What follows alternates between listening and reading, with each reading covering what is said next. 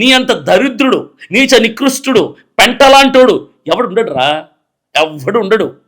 నీ మీద గౌరవం అనుకుంటావేమో, అందరికీ భయం అనుకుంటావేమో. భయం కాదు రోయ్. జాన్ పాల్తో పెట్టుకోవద్దు అంటావు కదా, ఎందుకు పెట్టుకోరు తెలుసా? నీతో పెంట పెంటరా నువ్వు. నీ మీద రాయేస్తే మా మీద పడిద్ది కాబట్టి నీ జోలికి ఎవరు రా. అర్థమైందా? వాళ్ళని కొట్టారా, వాళ్ళ మీద క్రిమినల్ కేసులు పెట్టారా, వాళ్ళని లోపల పెట్టారా, నువ్వు డిస్కస్ చేసావు ఎస్ఐ గారితో, ప్రూవ్ చేయరా?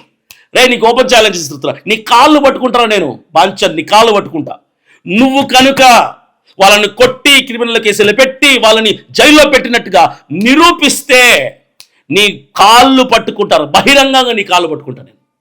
నువ్వు అబద్ధం ఆడుతున్నావు నీకు తెలుసు. పాప నీ ముందు కూర్చున్నారే, నిన్ను మీటింగ్ పిలిచిన వాళ్ళు కొంతమంది, వాళ్ళకి తెలియదురా నువ్వు అబద్ధం ఆడుతుంది. నువ్వేం చెప్తే అది నిజం అనుకుంటారు నీ ప్రజలు. వాళ్ళు నువ్వు ఏది మాట్లాడితే అదే. ఎందుకంటే మాటకు ముందు మాట తర్వాత వెకిలి నవ్వుతావే, రాక్షస నవ్వు నవ్వుతావే. ఆ నవ్వు చూస్తే చిన్నపిల్లడు ఉచ్చ కూడా పోసుకోడరా నీ నవ్వు చూస్తే. అది ఆ దరిద్రం అంతా, ప్రపంచంలో ఉన్న దరిద్రం అంతా నీ ముఖంలోనే తాండవం మారుతుంటుంది. అది ఏంటో నాకు అర్థం కదా. అది నువ్వు అబద్ధాలు ఎందుకు చెప్పావురా జాన్పాల్గా, నాకు అర్థం కాల. ఎందుకు అబద్ధం ఆడావు, ఇది నా ప్రశ్న. అనంతపూర్ ఇష్యూలో మేము ఫైట్ చేస్తుంటే న్యాయం కావాలి, న్యాయం కావాలి. ఎందుకు న్యాయం కావాలంటున్నాం?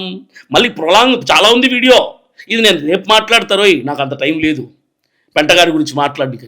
కంటెంటే మాట్లాడుతున్నా. అనంతపూర్లో ఏం చేయాలి నేను ఇప్పుడు? ఇంకా ఏముంది మాట్లాడడానికి? ప్రభుత్వం చర్య తీసుకుంది, పోలీసు వాళ్ళు చర్య తీసుకున్నారు. అబద్ధాలు ఎందుకు చెప్తున్నావురా?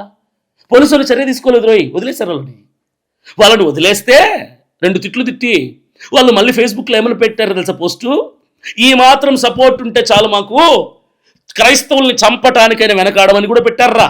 అది కూడా పెట్టాను నేను యూట్యూబ్లో. వాళ్ళని గవర్నమెంట్ శిక్షించిందని, పోలీసులు కొట్టారని, క్రిమినల్ కేసులు పెట్టారని, లోపల మూసేశారని అబద్ధాలు ఎందుకు చెప్తున్నావు? నాకు సమాధానం చెప్పరా. నువ్వు నిజంగా మనిషివే అయితే, పందివి కాదు అంటే, నువ్వు కడుపుకు తినేది అన్నమే అయితే, పెంట కాదు అయితే, నువ్వు నిరూపించురా. నువ్వు చెప్పిన ఈ అబద్ధాలను నిజాలుగా చెప్తున్నావే, ఇవి నిజాలను నిరూపిస్తే బహిరంగంగా నీ కాళ్ళు పట్టుకుంటారా.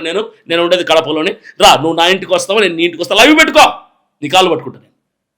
నువ్వు చెప్పింది అబద్ధమని నేను నిరూపిస్తారు. నిరూపించదేంట్రా, అబద్ధమే.